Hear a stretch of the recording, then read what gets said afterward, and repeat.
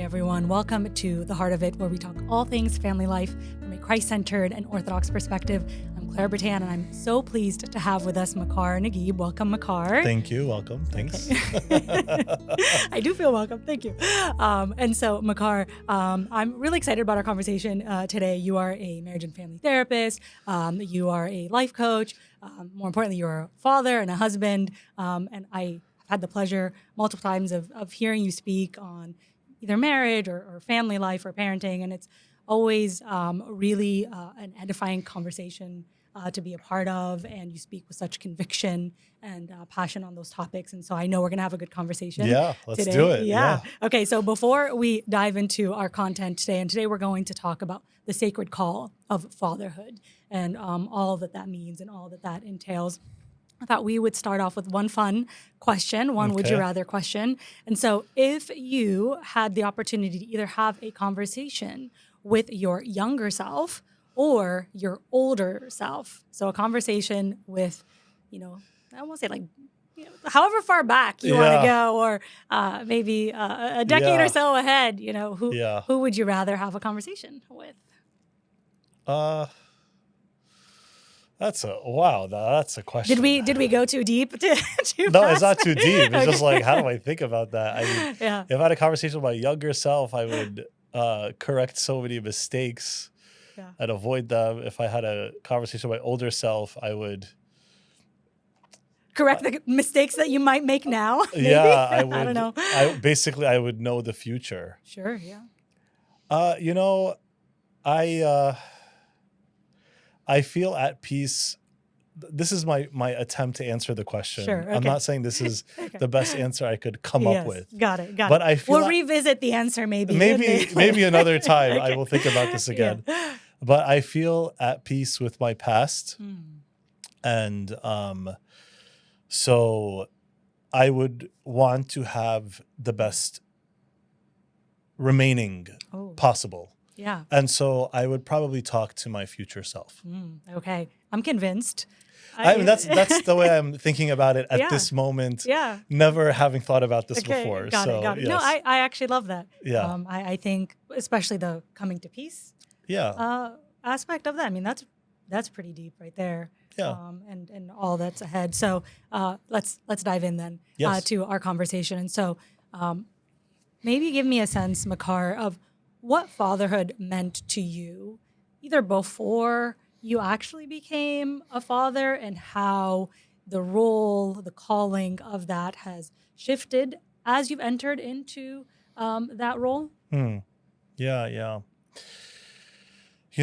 It's okay. So first of all, I probably should say this so I don't have to say it 10 more times. Sure. I'll say at the beginning is that I think a lot of things that apply to fatherhood also apply to motherhood and vice versa. So I think like I'm going to maybe be talking about fatherhood a lot and say dads should do this and should do that or watch out for this and they're responsible for that. But I think the same applies to mothers. Sure. And so I think, what fatherhood means to me now is that I'm basically going to have these kids that are going to be like me. They're going to be me. Like that's the baseline assumption. Like I have to kind of assume that whatever I'm doing, my kid's going to do that. That's it. So I am very accountable to that. The other thing too is, and I'll connect this to leadership in a moment because I think that's a very important topic here, but I think part of being a father is to have a vision for who do I want my children to become? Like, what do I want them to be? And I think one of the sad things is that so much time in our journey as parents and, leading a family, if we're even calling what we're doing leading, some of us are just we have coasting.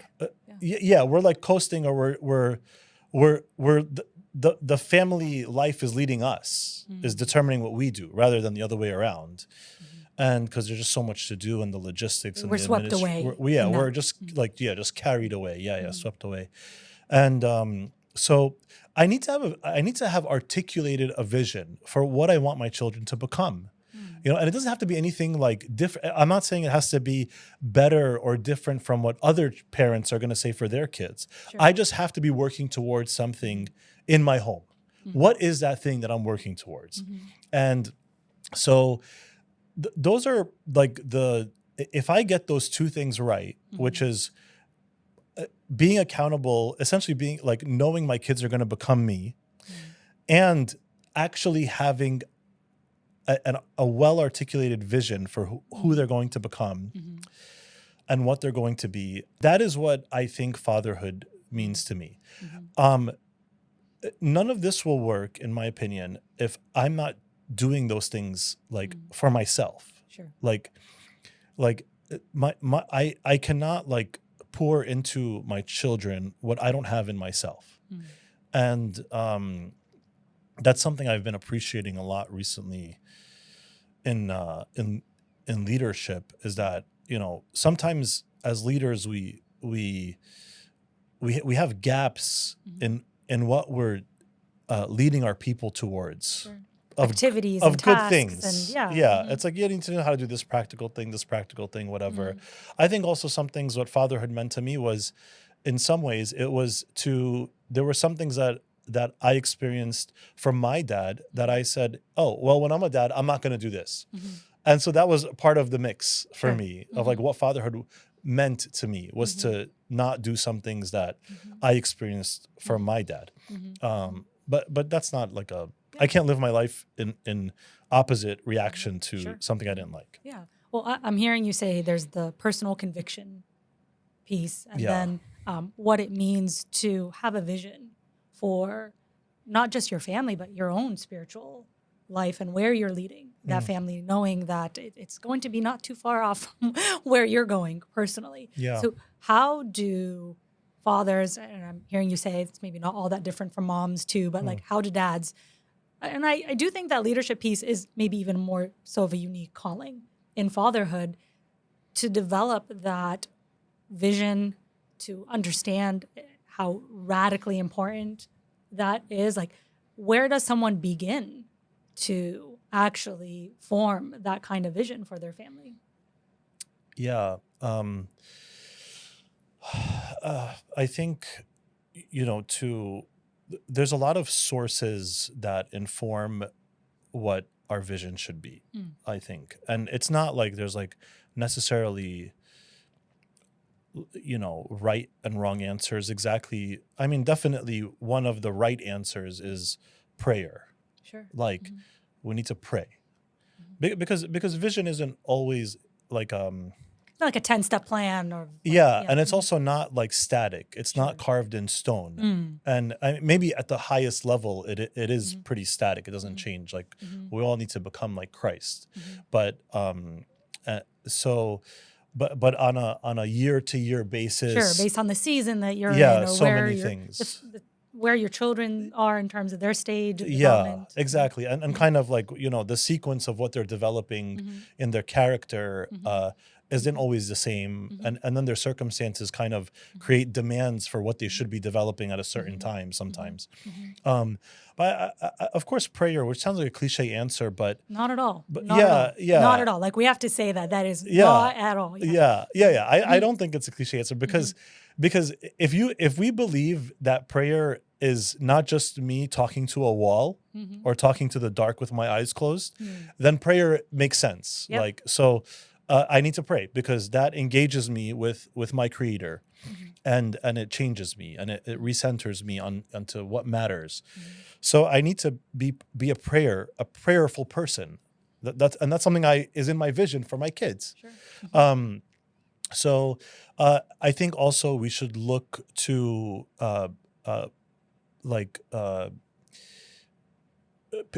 great people. And that should inform our vision too, for what we want in them. For discipleship, modeling, yes, discipleship.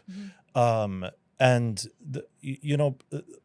different people show us different aspects of Christ. And really what we're trying to do is extract or take from every person whatever is like Christ in them, Sure. and bring it all together and say, I want that, I want that, I want that, I want that. And then I think also part of the vision too, I think, has to do with what is needed for the time. Like, so what is needed these days? Right now, I mean, for example, you don't need a lot of hard physical work, but it is easy to be still physically unhealthy. Sure. Right now, we're not lacking information, but we're lacking a lot of like critical thinking. Yeah. And you need to be able to like think critically. You need to be able to filter the amount of information that's coming your way. You need to be able to, and then also I think we're kind of, I think part of it too, which is a whole other topic, is we're lacking real investment in others. Like, I don't think, even in our families now, sometimes we idolize our families. Like, our kids are, like, basically, as long as my kids are okay and my home is, all the bases are covered, we're good. Yeah. I don't care about anybody else. I don't care. I don't even care. Sometimes I don't even care about, like, I'm not saying me, but sometimes, like, I won't even care about God. As long as my kids are getting their stuff done and my finances are okay, we have the right roof over our head that I want, and all that stuff. But one thing that's in the vision for these kids is, that's needed for the times, that has always been needed, is to pour into others, to care for others. And that orientation is something that should be in the vision too. Well, we've become consumers in so many ways, right? But very few of us, and certainly myself included, we're actually being intentional about what it is that we're contributing. Not just in our homes, but in our communities, to the body of Christ. And it can get very easy to get, swept up, as you're saying, to that place of being just a consumer. Like empathy at baseline. Like at baseline, we need to be caring. Like at baseline, like because that's how Jesus was, and that's how the kingdom of heaven works. We all care about each other, and because it's love of Christ flowing amongst us, and so those are like some of the sources. But there's many of vision. And I think you've touched on what it means to have an active and real relationship with God, what it means to be in community, right? As we're seeing that modeled from godly men for those who are seeking that discipleship, and then to recognize that that's going to play out in their lives in real meaningful ways. And so, Makar, I'm curious where you see maybe the role of fatherhood specifically in the spiritual development of our children, and what it is that our children receive from being able to witness through modeling, through example, through prayer, through all the things that you just mentioned, but specifically the spiritual component of what they're receiving in that. Yeah, I think two things. I think one, my children need to see me doing Christian things. Like, they need to actually just see it physically, like praying, singing hymns, reading books, serving. Like, I'm not saying every dad needs to be a deacon, but like my son says, "Daddy, are you going to be a deacon today?" And it's not like my son who's asking me that question, he's 3 years old. He's not getting the spirituality of it, but he knows there's this thing that we do, right? And there's a discipline about it. There's a focus, there's a care for it, like, and that it's something I desire, and it's something that I can't, he will sense if I'm, doing it as something I'm entitled to do, or something that I'm blessed and undeserving of. Like, he will sense that, because if I have a lot of respect for it, then he will know, like, oh, like, this is like, Dad is going to do this like very big thing. I need to like see what it looks like when you go do big things that are bigger than you. And I think the other thing is, we need to actually believe what we're saying. Like, like genuinely believe it. Otherwise, I mean, I talk to people all the time. I mean, and a lot of times what happens is people's like a parent's faulty relationship with God and all that stuff and their spirituality and all that it makes it really hard for their children to come close to God. And I deal with the adult children. So it's like I talk to a person, they're talking about the relationship with God and all this stuff. And then I ask about how their parents connected with God, and you start to see all the patterns. It all makes sense. Yep. It's not a mystery Yeah, anymore. it's like, and I'm like, like I talk to so many people who are, their parents were very like involved in church, served a lot, very active, and then but that is not like congruent or consistent with so many difficult experiences that they had with their parents, so many things they saw their parents do. It didn't, basically, the parents didn't walk the walk. And so like the best way to model is to just be it. Like just be the thing and you're going to model it. So yeah. And what I'm hearing you say, it's simple, not that it's always easy, but that there is a simplicity to what it means to live out our faith, not so much that, like looking for our children to look to us in that, but that it's actually how we're living, and then there's an overflow from that. Absolutely. And I like to say, like, the first step to being a good parent is to be a good person. Like that's it. Like just start with being the best version of yourself. And some people, they don't want to hear that because some people have given up on themselves. They've given up on themselves, and now in their mind, it's like all I have left is making these kids be okay because I'm a mess. Sure. But that's not going to work. Yeah, like, the order is wrong. The order is wrong. Your kids will be a mess if you're a mess. Like unless like some unlikely intersection of events happens, but most likely they're going to be a mess, or they're going to have a big mess to clean up. Sure. And so definitely. Also just like this this like internal posture of working on yourself and that never ends. But that posture is it has a tone, it has a humility that comes with it, it has like a something where you're looking at something bigger than you. All of that is really important. You can't ignore it if you're living in a family like that.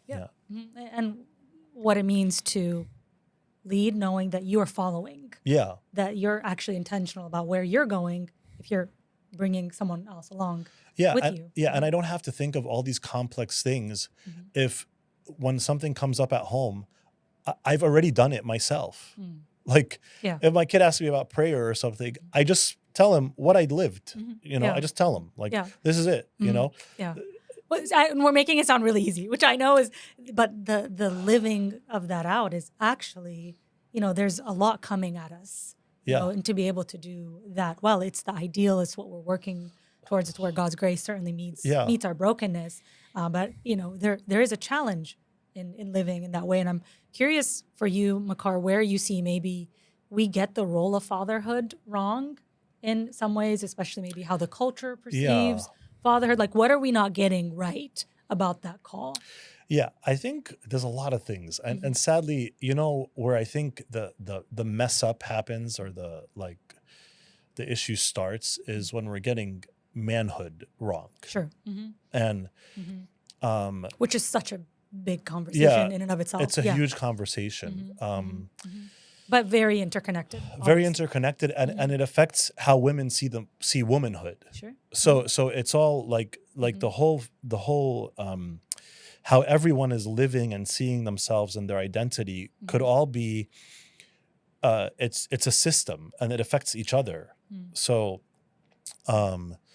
like I know a family, the mother is very, very dominant, just very dominant.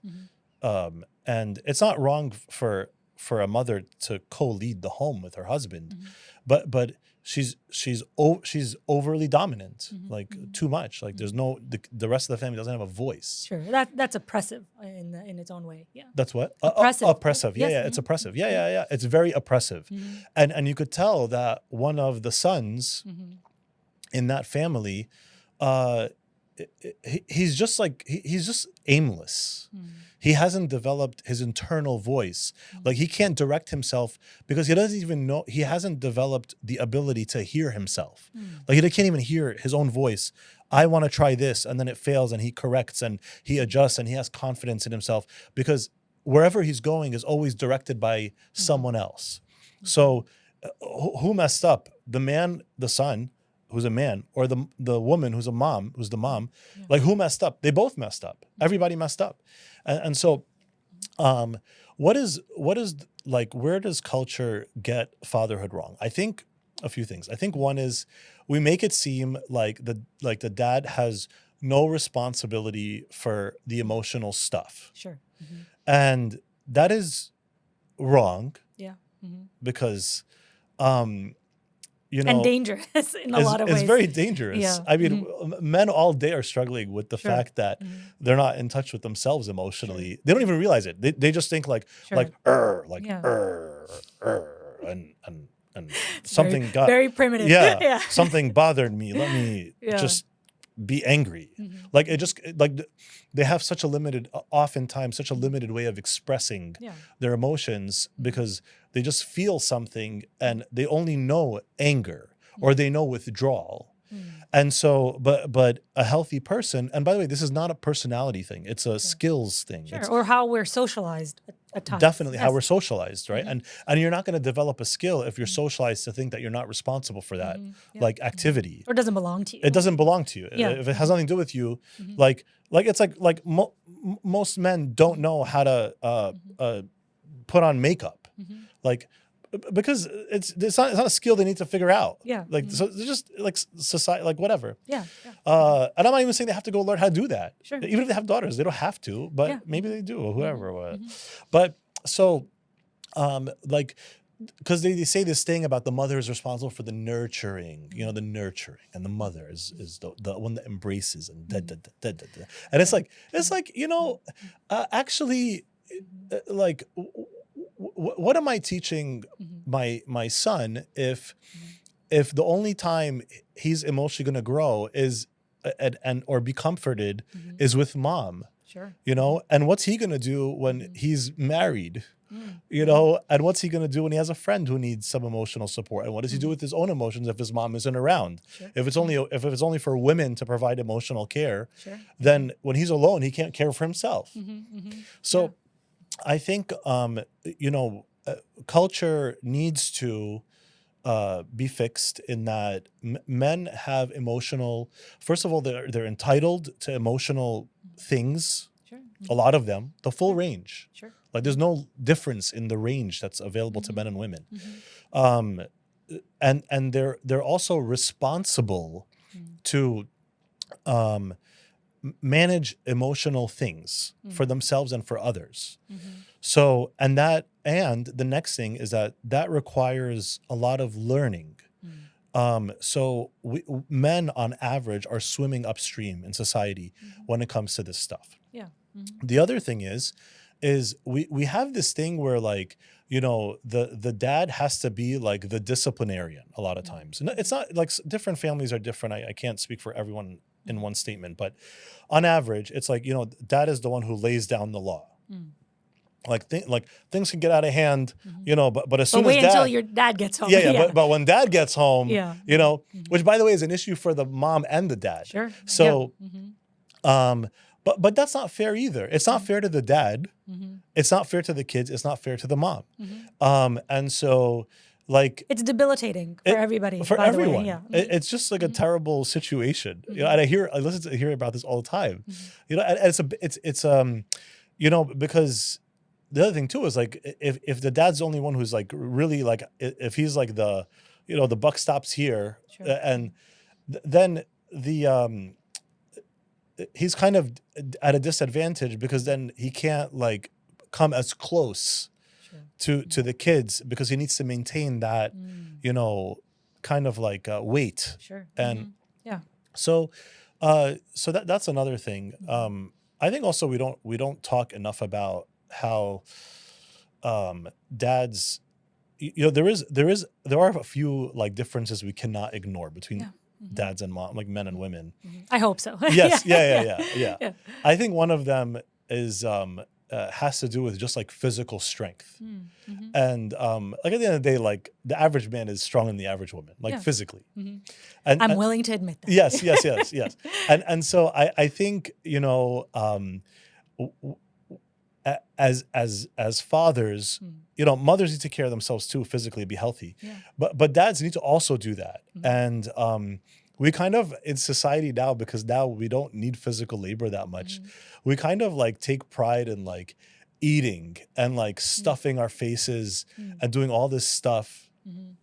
And so we need to like play with our kids and Mhm. be like ready to get Mhm. in it with them. Mhm. And Mhm. and also they need to see us like, you know, doing whatever physically is needed. Yeah, well, and to exercise a healthy and God-given part of their masculinity Yes. and their manhood. Like I have two boys, and one of the things I love doing with them, like, can you go and grab that package, Yes. from the front door? And I know it's heavy, and I know it's big, and Yeah. they're going to be dragging it. They Yeah. help each other, and they're fumbling, and a few things fall here and there. But there's Yeah. something about, like putting their physical effort into something, and that being something that's actually God-given Yeah. to our young boys that grow into men who grow up to be fathers. Yeah. And I'll say one last thing, Mhm. just because there's so much to say about Mhm. all this stuff. It's Mhm. like if we turned some of these questions into lectures, it'd be so different. Yeah. There would be so much more to say. But I'm Yeah. just saying from like Yeah. my life Mhm. and some thoughts. I think also there's this thing about the mom is the one who's you know, responsible for spiritual things, Sure. which also is like Mhm. it's she does have spiritual leadership in the home, but Yeah. but it's not more than the dad. Yeah. And if the dad didn't like grow up with that or whatever it is, you just start, just get started. You'll figure it out. Like God wants you to do it anyway, so He'll help you. Yeah. But And that doesn't need to be perfect oh yeah, to be yeah, something that's meaningful yeah, for our children. It just needs to be something engaged and active and real. yeah. Like I remember, like you know, as there are some things, many things I wish my dad did differently, but there are also some things that my dad like did that I are in my way of living. Sure. Like he would always say, like he would just say God willing a lot, and he would say thank God a lot, you know, and those just and he would be pretty like tough about it to tell me to say that. Like if I was ever speaking about the future, Yeah. he would say God willing, you know. Yeah. And you know, when I was If younger, that inshallah wasn't there, yeah. then And when I was younger, I was like, this is just so annoying. Like, Yeah. come on, man. Like, just let me speak, just whatever. And maybe he didn't need to do it that way. You know, he could have just modeled it. I would have been fine, whatever. But it was his version of the please and thank you. yeah, sure. Yeah. But I at the end of the day, the fundamental point of it is very important. That whenever we are always at the end of the day putting everything in God's hands. Yeah. Like the things He gave us, we thank Him for. The future that we don't know, we put in His hands. We and we offer to Him. Yeah. And so that was really good. Makar, I want to go back to something you said earlier about the emotional responsibility of fatherhood. And I'm curious what dads can do, maybe to flex that muscle a little bit, to develop the kind of vulnerability that I think our children need and crave. Yeah. From us, which maybe is uncharted territory. Before I don't want to speak for every dad or every man out there. Certainly, I can't speak to that piece. I'm looking for you maybe to share what the importance of that is, and you've hinted to that a little bit. But then, how do we do that? How do we enter into that calling? Yeah. I mean, I think a few things. I think one is read about it. Sure. There's like just read about emotional intelligence. Get one of those you know, online, one of those emotion wheels, and just look up 25 of the emotion words on the wheel. Yeah. Just look them up, you know, and try to use more emotion words and ask yourself, what emotion you know, do I think the other person is experiencing right now? That's called social awareness. Like you're aware of the other person's emotion. Ask yourself, what am I feeling? How did I feel today? Like sometimes couples are so disconnected. I just tell them, like at the end of the day, just share 3 positive emotions and 1 negative with each other. And that like forces us to connect with ourselves. Yeah. So how am I feeling? How is the other person feeling? Reading a book, looking up the emotion words, using emotion words. And I think, you know, husbands have a great like pool of emotional content in their wives. Sure.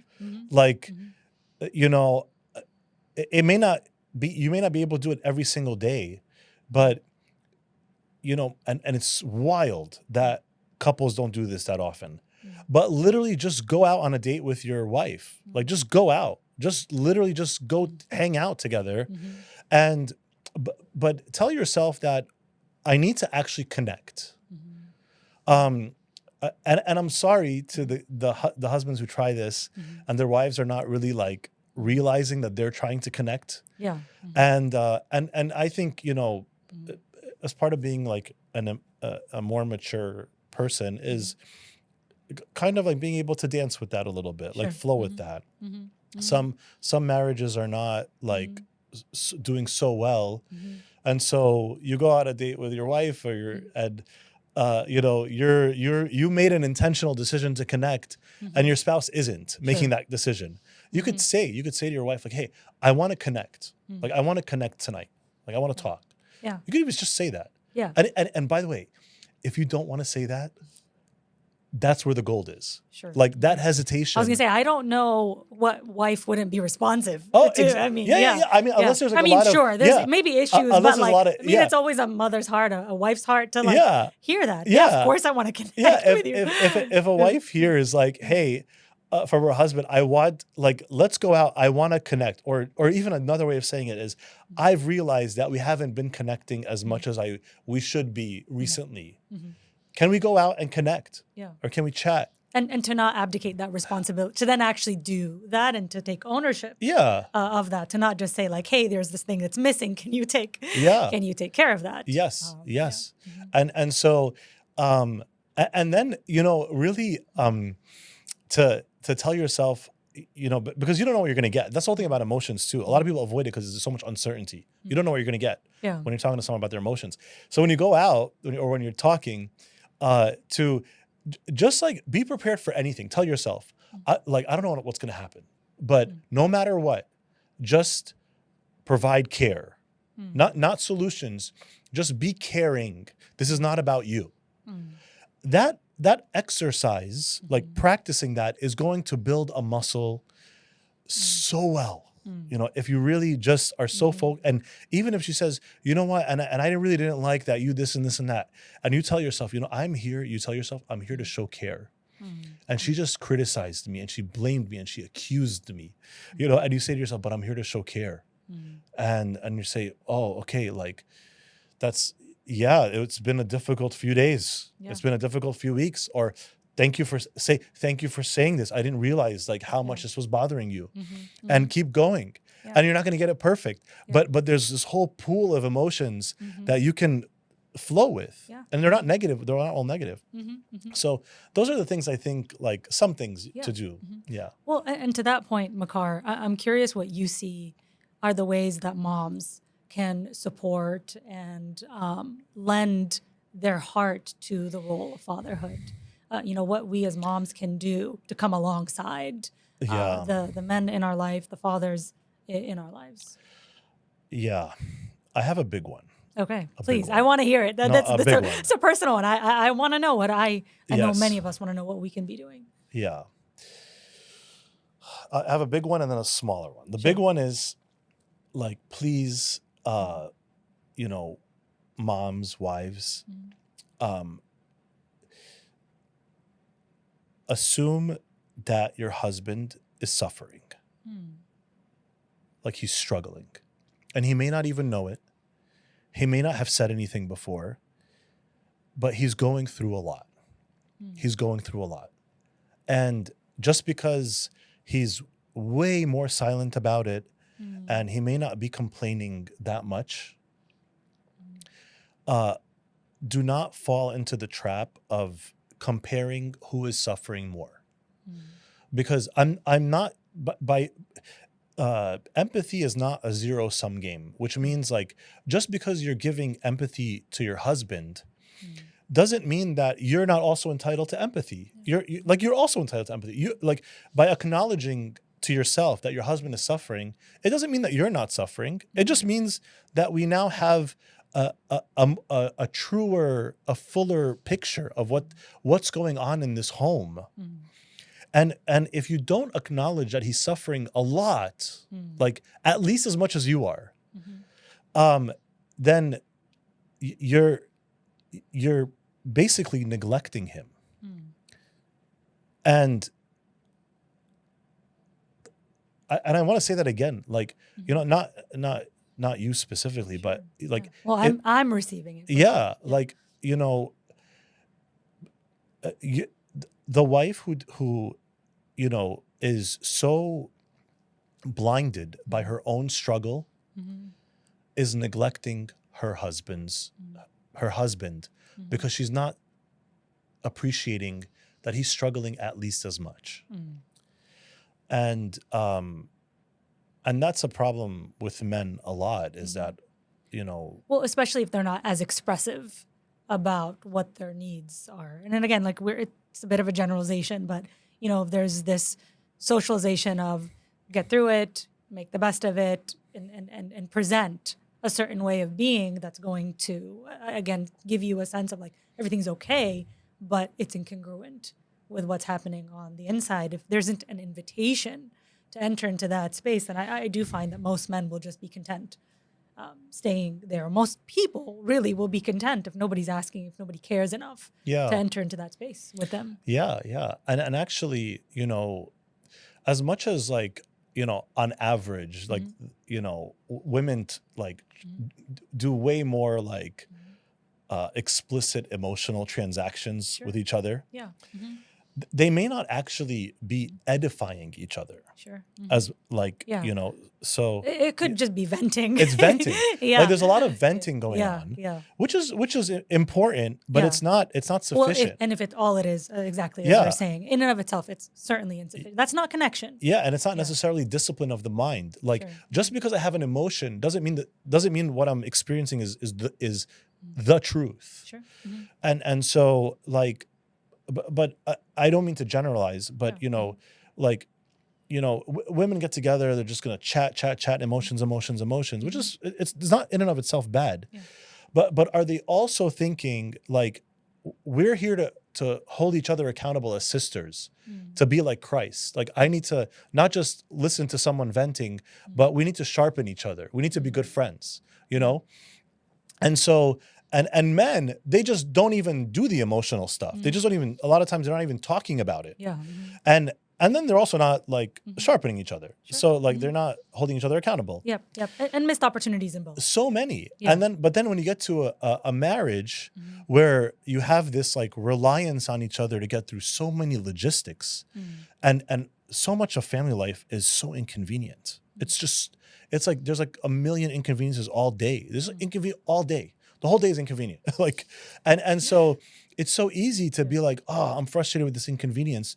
Why don't you make my life more convenient? You know, why don't you do this? Why don't you do that? And really, we're all just suffering. And if we can, you know, be united in saying, hey, we're both suffering together here, then I think that's the main thing. I think the other thing too is just like the smaller point is if, as much as absolutely possible, please admire your husband. Like, believe me, Christ admires your husband. Christ admires your husband. Christ is proud of your husband. And so admire your husband. And I'm not saying this is not like the men this and that. Sure. Because usually men admire their wives. Sure. Like they think their wives are like pretty cool. Like they they're like I admire my wife. She's amazing. Like she does so much. Like she works. You know, just this morning, like I was like waking up and she's like already like literally. I know this is like so disgusting, but she is sucking snot out of my baby son's nose. Yeah. And before motherhood, everybody. Yeah. And before that. He wasn't breathing. She was concerned about his breathing. So she figured out what she needed to do with a nebulizer that we just got or something. She's doing all this stuff, and I'm like, she's thinking about all this stuff. Like I admire her. Like I respect her. And so but when we start to see each other in a critical way, Yeah. it comes out. Yeah. And we say, you don't do this and you don't do that, or you're wrong and you're this. But now when we start to put it all together, Yeah. they're suffering. You don't admire them. Yeah. They admire you. And you're not even sharpening each other. Yeah. Now we got a whole mess. Yep. So that's like my initial response. Well, and I think Yeah. you can't minimize just how important that is, and something that I know in my life I've had to be very intentional about of how I talk about my husband, Yes. not just to my husband, about my husband, to my boys, and when other people are not around. And, Yeah. I just want to like gush gross praise all over him, and isn't your dad so cute? And, Yeah. and my boys roll their eyes, but Yeah. like they know that there's something so implicit about what that means for who you see your partner to be, that we miss. Again, I love that point of like the opportunity, that if it's not intentional, then you can go days, weeks, totally missing each other's heart. Yes. In that process. Yeah. And if we had more time, like that you like showing affection towards your husband in front of your sons, it does like 10 good things. Yep. Like there's like 10 good things that are literally discrete from each other that are all coming out of that. Yep. And well, it builds who they see their dad to be. It builds their sense of manhood. It builds their awareness that there is something complementary, I think, about that role, and that we're all that each of us are asked to step into that in whatever capacity that we're in. And Makar, I'm curious if there's maybe one lesson that you've learned in fatherhood that you wish more men either recognized or knew or were aware of. Or something maybe you didn't expect in that role. Yeah, I don't know what I didn't expect, but I mean, it's kind of weird. I'm kind of like an outlier, and like because part of the reason why I studied marriage and family therapy was because I wanted to be a good husband and a good father, and I felt like, I just saw myself repeating what was happening in the generations before me of fathers, and I was like, this is like, unless I learn otherwise, I'm just gonna do more of the same. It was literally like some of the craziest things were getting repeated generation to generation. Yeah. And I was finding it in myself when like I was getting in trouble at school, and the teachers were meeting with my parents, and the things they would say about me. And I was like, this is like, it hit me, I think like 8th grade, that I'm like basically I'm just repeating all this other stuff that I saw. Yeah. So I studied it. So I had a lot more realistic expectations. Sure. And you had some awareness going into and some skills that I had to practice already. Yeah. But I definitely, probably the one thing you don't study in counseling school is that basically in the first like 12 to 18 months of a child's life, there's no raising going on. Yeah. It's just keeping them alive. You're just keeping this blob like alive. And which is hard enough. Which is so much work. Yeah. Like you're not gonna learn about like diaper changes and breastfeeding and milk things and bottles and all. And, you don't learn about that stuff in counseling school. Yeah. But it's all you're doing for like 12 months, basically, at least. So but probably the thing I would say to my dear brothers is, I would say, your kids need you so much. Like they need you in the deepest way possible. Like you have no idea how critical you are for them. And part of what's emotionally moving for me as I say that is just thinking about my own father and the ways that I needed him, and that he was there and that he wasn't there. And I'm like almost 40 years old. Sure. And I'm like I'm still feeling this. And I also think about the fathers who were there for me, like the other father figures who were there for me. Like I needed them. I needed them. And your kids need you. So, and I'm not saying that as a way to like burden you. No. I'm just saying it's a call to action. And even like, I know, because like some men are like might be hearing this and they're like, I'm so tired. I got so much to do. Like you just keep telling me, there's more to do. Yeah, that's true. But I'm also just saying, like, you are loved. You know, you're appreciated, you're wanted, you're needed. Like, your kids love you and they look up to you. Actually, and maybe if you don't feel like they love you, their heart wants to love you so much. Yeah. Like, and kids, they bounce back so fast. Like, if you feel like you were a bad dad, just start being a good dad. You won't even believe how quickly your kids will bounce back. At least if they're like young enough. Like, and that's not that young, but that's probably like don't even you don't even have to think about how much your kids need their mom. It's irrelevant. Yeah. It's irrelevant. Like, it's irrelevant. Yeah. Like, And yeah. you're speaking to legacy Yeah. and what we leave behind as we've, as you're saying, poured into our children and are being very intentional about where the gaps have been in our own life that we can then start to pay attention to as to how that's playing out in our family life. And maybe, Makar, as we're coming to a close, I'm curious for you as you see maybe how the role of fatherhood changes or shifts as our children grow and develop and perhaps even enter into adulthood as we're launching them out into the world. Yeah. Yeah. I like to say that, you know, if you do your job correctly as a parent, your kids will leave you. They will not need you, but they will want you. Like, they will want your friendship. And what will be left over from a good parenting journey is this independent adult who's standing on their own 2 feet on all dimensions, physically, emotionally, spiritually, all of that. And they want to have a friendship with you. That's what will happen. Yeah. Yeah, well, thank you so much, Makar. This has been such a meaningful conversation, and I know that I've been blessed and edified by it. Is there anything else that maybe one last thought or thing that you want to just make sure you're getting across in the role of fatherhood and the calling before we come to a close in our conversation? Yeah. I mean, I want to say to my beloved brothers, you know, I'm one of you, so I'm not like, you know, that God is with you. God is supporting you. It's not about perfection. Like, don't let perfect be the enemy of good. God is supporting you. God wants you to be a good father. God will help you, and do not underestimate God's ability to redeem a situation. Yeah. Like, you know, you might think you've messed everything up, or you might be listening to this and be like, I messed so many things up, I don't even know where to start to fix this.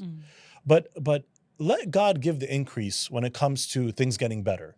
You just like commit to changing and get to work, you know. And sometimes the work starts with yourself. Sometimes the work starts with your spouse. Sometimes the work starts with your kids. Sometimes it's all of the above. But God is supporting you, and also get help and expect to go out of your comfort zone in order to do those things. Like, doing the same thing or staying in your comfort zone will only give you the same results with your kids, same results with yourself. So like expect to do something different, and something different will usually be out of your comfort zone. Yeah. I love that so much, and what a profound place to end on, to know that we're not alone and that God is with us in this journey. And I really appreciate the time and the conversation, Makar. And for those of you who are joining us and listening, we appreciate the opportunity to share with you and how much it means to us to be a part of your parenting journey. So we pray for you, and we pray that God is with all of us as we do this work. Thank you. Thanks.